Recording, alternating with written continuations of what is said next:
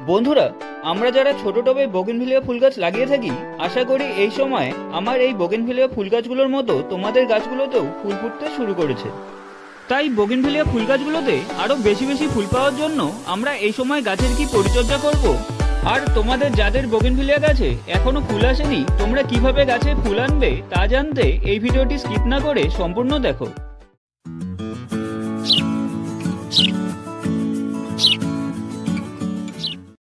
তোমরা এখানে যে বোগেনভিলিয়া ফুল গাছগুলো দেখতে পাচ্ছ, এগুলো 8 ইঞ্চি ও 6 ইঞ্চির মাটির টবে লাগানো আছে।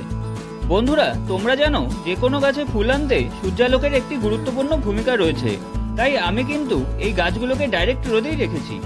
তোমাদের যাদের বাড়িতে রোদ কম আসে তবুও চেষ্টা করবে গাছগুলোকে এমন জায়গায় রাখতে যাতে গাছগুলো রোজ বেশিরভাগ সময় রোদ পায়।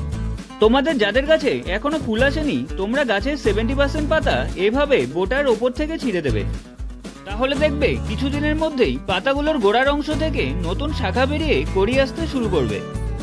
আর গাছগুলোতে অতিরিক্ত জল একদমই দেবে না, যতক্ষণ না টবের ওপরে মাটি পুরো শুকিয়ে যাচ্ছে গাছে জল দেবে না।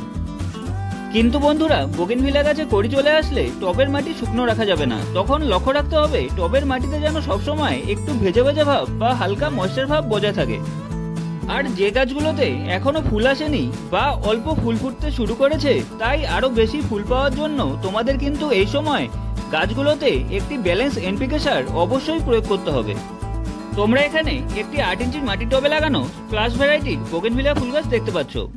যেহেতু গাছটিতে এখন ফুল ফুটতে শুরু করেছে, তাই আমি গাছের শেকড়ে বেশি আঘাত না করে প্রথমে টবের ওপরের কিনার দিয়ে মাটি অল্প খুঁড়ে দিচ্ছি।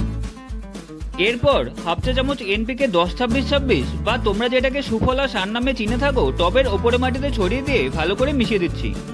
তোমরা এর পরিবর্তে 1 চা চামচ সর্ষের গুঁড়ো খোল, হাফ চা চামচ সিঙ্গেল সুপার ফসফেট ও হাফ চা চামচ পটাশ প্রয়োগ করতে পারো।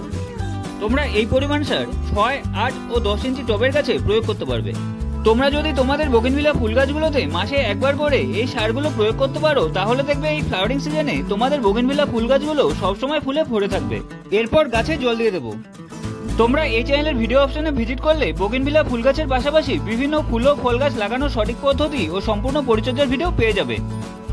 আর এই ভিডিওটি ভালো লেগে থাকলে লাইক, শেয়ার ও চ্যানেলটিকে সাবস্ক্রাইব করে দিও। ভিডিওটি সম্পূর্ণ দেখার জন্য তোমাদের অসংখ্য ধন্যবাদ।